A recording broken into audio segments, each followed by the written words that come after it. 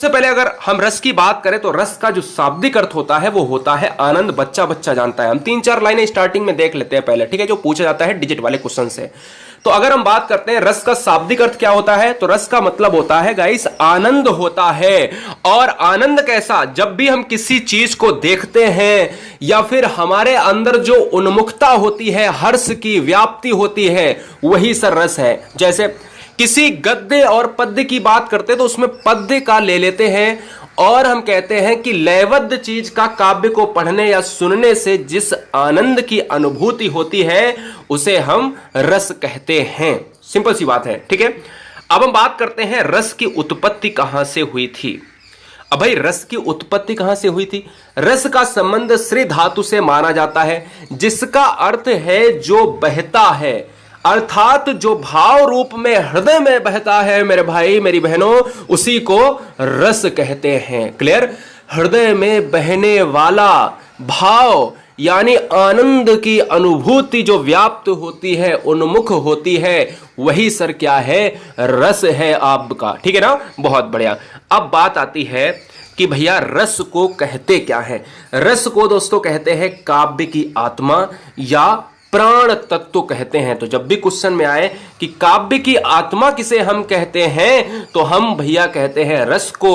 प्राण तत्व किसे कहते हैं, हम कहते हैं रस को। और रस किसे कहते हैं, रस उसे कहते हैं जब हम में अंदर से भाव उत्पन्न होता है, वो भी कैसा, हर्ष रहित। हर्ष मतलब हर्ष से उन्मुक्त हो। ठीक है ना। अब बात करते हैं रस के प्रकार सर कितने हैं। बहुत बढ़िया। अब यहां से 2-3 प्रकार आते हैं, सूरदास जी के अनुसार, भरत मुनि के अनुसार, और रस के प्रकार 3 क्वेश्चन बनते हैं आपके, बहुत अच्छे हैं। पहला यही पॉइंट बनता है कि केवल रस कितने प्रकार के होते हैं, तो रस होते हैं 9 प्रकार के। जब कोई भी ये ना कहे कि किसके अनुसार, जब केवल पूछे रस कितने प्रकार के, तो केवल भैया 9 प्रकार के। लेकिन पॉइंट दूसरा यह बनता है कि भरत मुनि के अनुसार रसों की संख्या क्या है, तो भरत मुनि के अनुसार रसों की संख्या 8 है, न कि 9। ठीक है। इन्होंने शांत रस को रस नहीं माना है, लेकिन कुछ समय चेंज ऐसा हुआ कि रस की संख्या में परिवर्तन आया। सूरदास जी आए, सूरदास ने कहा भैया रस की संख्या में 2 रस और ज्यादा बढ़ते हैं, यानी सूरदास के अनुसार रसों की संख्या है 11। रस कितने हैं टोटल, 9 है ना। रस कितने हैं टोटल भैया, 9 हैं। भरत मुनि के अनुसार रस कितने हैं, 8 हैं। सूरदास जी के अनुसार रस कितने हैं, 11 हैं। 3 चीजें दिमाग में रखना, इसमें कोई ट्रिक नहीं लगने वाली है साहब। ठीक है। अब बात करते हैं कि 10वां रस। अब देखो 8 रस भरत मुनि ने माना था, जबकि 9 रस होते हैं, नवरस कहा जाता है ना, रस को नवरस कहा जाता है। लेकिन भरत मुनि ने 8 माने, इन्होंने शांत रस को नहीं लिया। अब सूरदास ने 11 भैया बता दिए, 10वां रस बता दिया, एक आया वात्सल्य और 11वां रस आया भक्ति रस। ठीक है। तो ये 2 और बढ़ गए भैया। ठीक है। तो ये 2 रस और बढ़ गए। अब बात करते हैं रस के अंग। रस के अंग से पहले मैं आपको ट्रिक बता देता हूं। ट्रिक बता देता हूं क्या सर, ट्रिक बताता हूं आपको। 2 सेकेंड की ट्रिक जो है क्या है, ये देखिएगा, समझिएगा पहले। ट्रिक क्या है, जैसे अगर क्वेश्चन में आ जाता है दुख ही जीवन की कथा रही, क्या कहूं आज जो नहीं कही। मेरे भाई कहता है सर, क्वेश्चन में 4 बार रिपीटेड क्वेश्चन है एग्जाम में, और कहता है सर कौन सा रस होगा। तो भैया दुख की अगर हम आपसे बात करें कि आप क्या कोई ट्रिक लगाना चाहते हो, नहीं, कोई ट्रिक नहीं लगाना चाहते। बस ना आप पढ़ो उसको, और पढ़ने में जो भाव उत्पन्न होता है वही आप आंसर लगा दीजिएगा। वैसे मैं बहुत अच्छी तरीके से मैं सब कुछ लिख के रखा है, टेंशन मत लेना, सब कुछ पढ़ाऊंगा। लेकिन पहले थोड़ा सा देख लेते हैं, हाईलाइट आपको दिखाते हैं। दुख ही जीवन की कथा रही, क्या कहूं आज जो नहीं कही। कौन सा रस है, करुण रस है, क्योंकि शब्द आया है दुख। भाव कैसा है सर, शोक की बात हुई है। वीरों का कैसा हो वसंत, वीरों का कैसा हो वसंत, जब वीर की बात आई तो रस कैसा हो गया सर, वीर रस हो गया। राम जपू राम जपू राम जपू बावरे, कैसा रस हो गया कि भक्ति की बात आई तो भक्ति रस हो गया। इन दांतों पर मोती वारू, माता कहती है बच्चे से मोती वारू। हम कहते हैं सर कौन सा है, हम कहते हैं सर वात्सल्य रस है। सिंपल सी बात।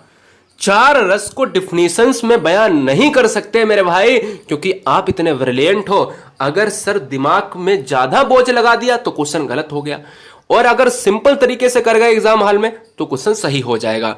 अब बात ये आती है ना, बात सर ये आती है कि ये स्थाई भाव क्या होता है, स्थाई भाव में क्या होता है, इनकी संख्या कितनी होती है।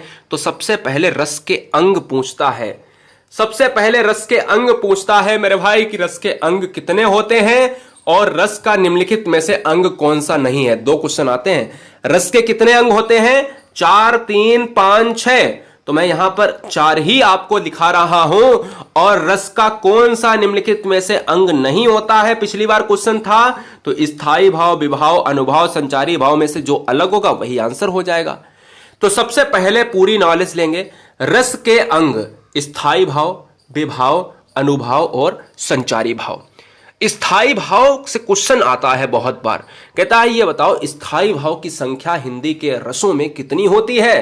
तो भैया जी वह भाव है जो स्थाई हो, अर्थात काफी समय तक बना रहे, स्थाई भाव कहलाता है। वर्तमान में इनकी संख्या 11 है। जितने रस होंगे उतनी संख्या स्थाई भाव की होगी। भरत मुनि ने जरूर 8 बताए थे, लेकिन सूरदास जी आए, उन्होंने कहा रसों की संख्या 11 है। तो जब रस 11 हो गए तो स्थाई भाव भी कितने होंगे, 11 होंगे ना साहब। बहुत अच्छे। अब पहले देख लेते हैं स्थाई भाव। क्वेश्चन में डायरेक्ट ये आता है कि ये बताओ शांत रस का स्थाई भाव क्या होता है। अब बच्चे को पता है यार, हास्य का हास होगा, क्रोध का, करुण का जो है शोक होगा, लेकिन शांत का क्या होगा। तो थोड़े से बच्चों का आंसर आता है, ज्यादा लोगों का नहीं आता है। देखिए श्रृंगार, जब हम श्रृंगार करते हैं तो रति और प्रेम की बात आती है, तो रति और प्रेम कोष्टक में आपको लिख लेना है। जब हम हास्य रस की बात करते हैं तो हास यानी किसी चीज को हम देखते हैं और जो हृदय में, जो आपके शरीर में हंसी आती है, मुख पर हंसी आती है, हंसने का जो भाव प्रकट होता है उसको हम हास्य रस कहते हैं। फिलहाल मैं बताऊंगा, लेकिन केवल अभी स्थाई भाव देखो जो 11 होते हैं। कितने होते हैं, स्थाई भाव की संख्या कितनी होती है, 11। करुण रस की बात करें, जब भी हम किसी भी समस्या को सुनते हैं या फिर कोई अचानक घटना होती तो हम व्याप्त करते हैं अपने अंदर शोक, ठीक है। रौद्र रस का स्थाई भाव है क्रोध, जब भी हमें क्रोध आता है तो वहां पर रौद्र रस की बात होती है। जब भी हमें भय या डर लगता है तो हम भयानक रस की बात करते हैं। जब हम अद्भुत रस की बात करें तो हमें आश्चर्य की बात होती है, किसी भी चीज को हमने देखा, बड़ा ही आश्चर्य हुआ, चकित हो गए, तो वहां पर सर अद्भुत रस होता है। और जहां मैंने देखा जुगुप्सा, बीभत्स, जहां बीभत्स रस की बात होती है तो किसी भी चीज को देखकर, किसी भी आदमी को देखकर हमें घृणा हो जाती है कि मेरे मन में उसके अंदर या उसके लिए मैं क्या हूं, यानी मैं उससे घृणा करता हूं। तो वहां पर क्या होगा, जुगुप्सा या घृणा होगा। शांत रस का स्थाई भाव क्या होगा सर, निर्वेद या वैराग्य होगा। और वात्सल्य को पता ही है, जब माता एक बच्चे को प्रेम करती है तो वात्सल्यता की बात होती है। और भक्ति की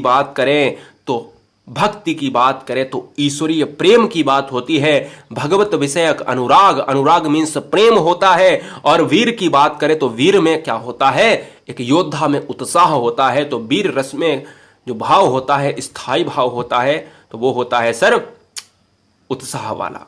तो ये क्वेश्चंस का स्क्रीनशॉट लीजिएगा, फटाफट स्क्रीनशॉट लीजिएगा, एक बार जल्दी से स्क्रीनशॉट लीजिएगा, क्योंकि यहां से आपके 2 नंबर, मिनिमम 1 नंबर आपका बनता ही है, ठीक है। 1 नंबर तो पक्का बनी जाता है। कहता है शांत रस का स्थाई भाव, बीभत्स का स्थाई भाव, ये 2 बहुत इंपॉर्टेंट है, ये 2 बहुत इंपॉर्टेंट है, ठीक है। बाद बाकी श्रृंगार तो बहुत आ चुका है, रति होता है। और यहां पर चलता हूं नेक्स्ट वन की तरफ। अब हमने आपको बताया कि भैया जो 4 भाग होते हैं उन चारों भागों को अच्छी तरीके से पढ़ लेते हैं। कैसे, विभाव का मतलब क्या होता है, स्थाई भाव तो मैंने समझ लिया, चलो ठीक है, लेकिन विभाव क्या होता है।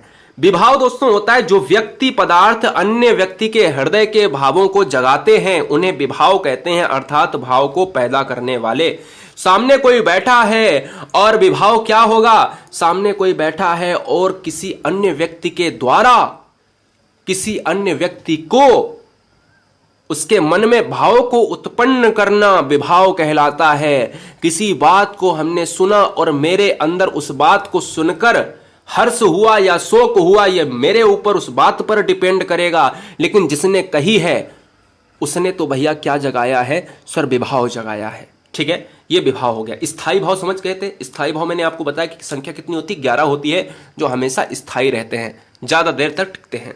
आलंबन विभाव क्या होता है?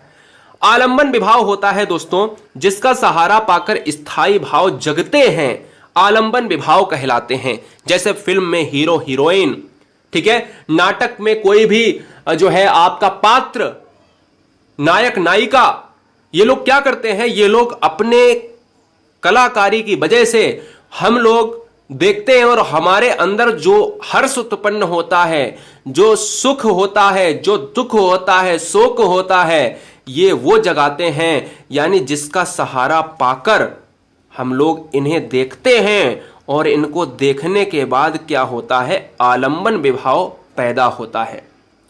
अब बात आती है उद्दीपन विभाव क्या होता है?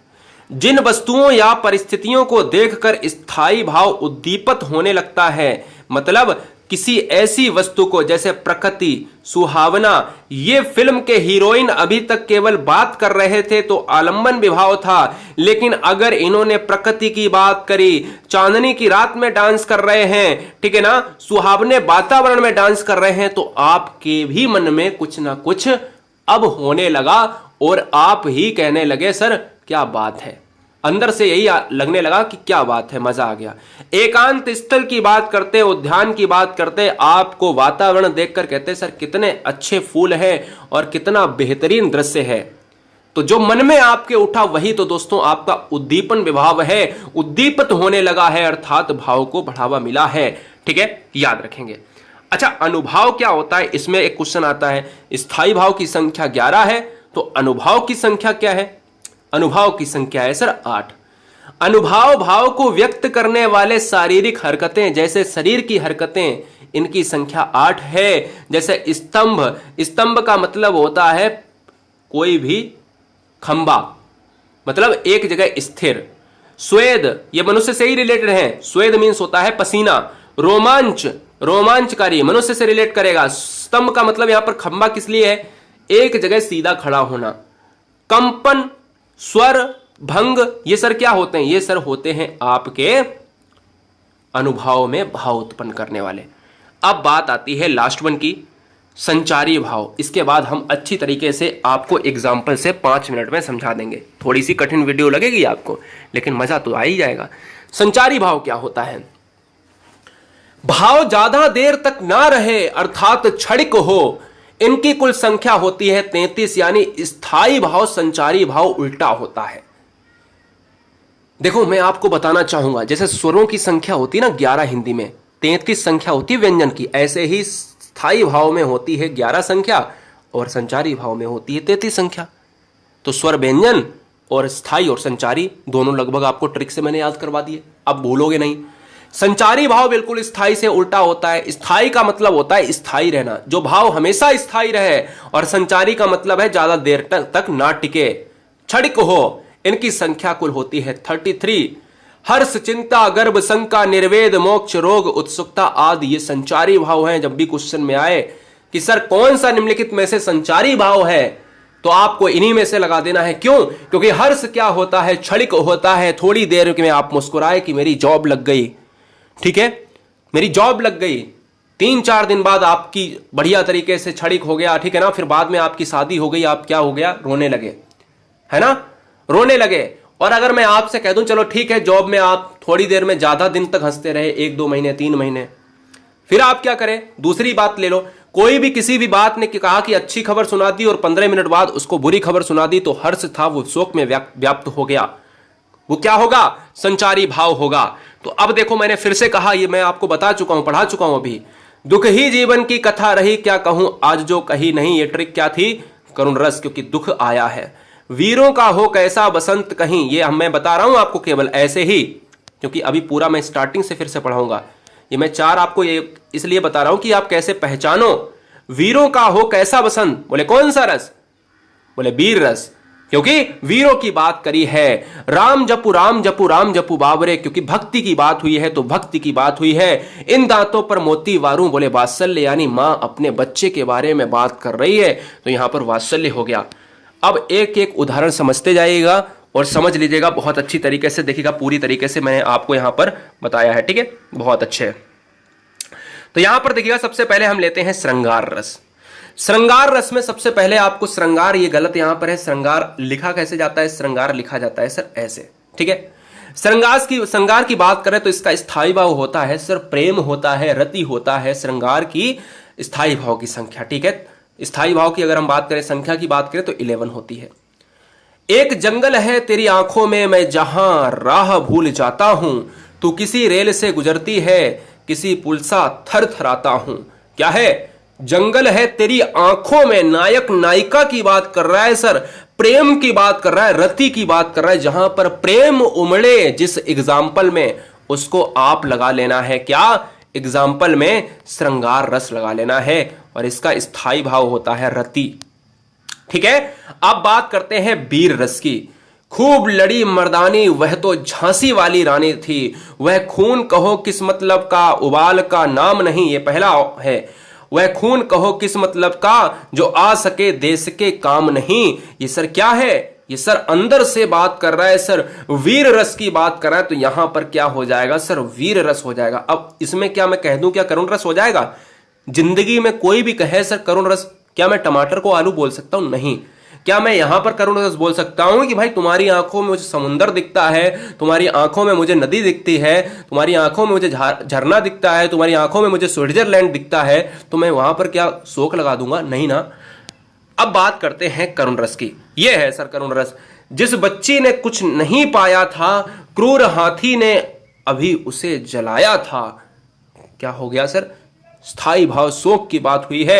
ऐ मेरे वतन के लोगों, जरा आंख में भर लो पानी, जो शहीद हुए उनकी जरा याद करो कुर्बानी। अब मैं गा भी लेता था इसको, लेकिन अच्छी तरीके से गाऊंगा नहीं।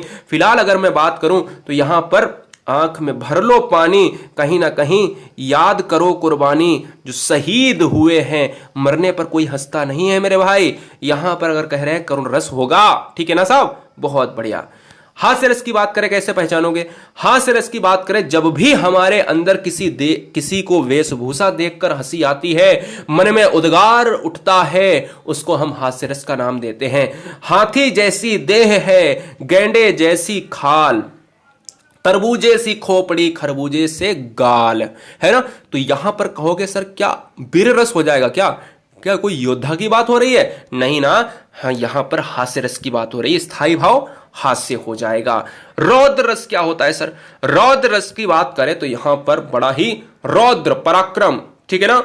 और अगर हम बात करते हैं भैया, खून उसका उबल रहा था, मनुष्य से दैत्य में बदल रहा था, तो मैं कहूंगा क्या है यहां पर? क्या हर्ष की बात हुई है? नहीं ना। तो मैं कह सकता हूं आसानी से रौद्र रस चला जाएगा, ठीक है, आसानी से चला जाएगा। तो यहां पर इस तरीके की कोई भी एग्जाम्पल आपको मिल जाए तो आप आसानी से, अच्छा मैं 50 क्वेश्चन भी करा दूंगा रस के, ठीक है। एक समास की वीडियो है, उसमें केवल मैंने ये कहा है कि 1 नैनो सेकेंड से भी कम, और एक संधि की वीडियो है, उसमें कहा मैंने 1 नैनो सेकेंड से भी कम आंसर में आप एग्जाम हॉल में सॉल्व कर सकते हो। वो आपको लिंक नीचे मिल जाएगी। उसमें तो बिल्कुल बहुत सिंपल है कि गुण दीर्घ वृद्धि 1 नैनो सेकेंड, समझ रहे हो, समास में नैनो सेकेंड, जी हां, वो देखिए, जरूर देखिए। भयानक रस की बात करें, आपसे अगर एग्जाम्पल आता है कि सुनसान सड़क पर सन्नाटा था चारों ओर, लग रहा था डर दूर भी थी भोर, तो याद रखिएगा जब भी डर हो, क्योंकि भयानक रस की बात होती है डरना, स्थायी भाव की बात होती है, डर होना चाहिए, ठीक है ना। जब भी डर की बात करें एग्जाम्पल में तो आपको भयानक रस लगा देना है।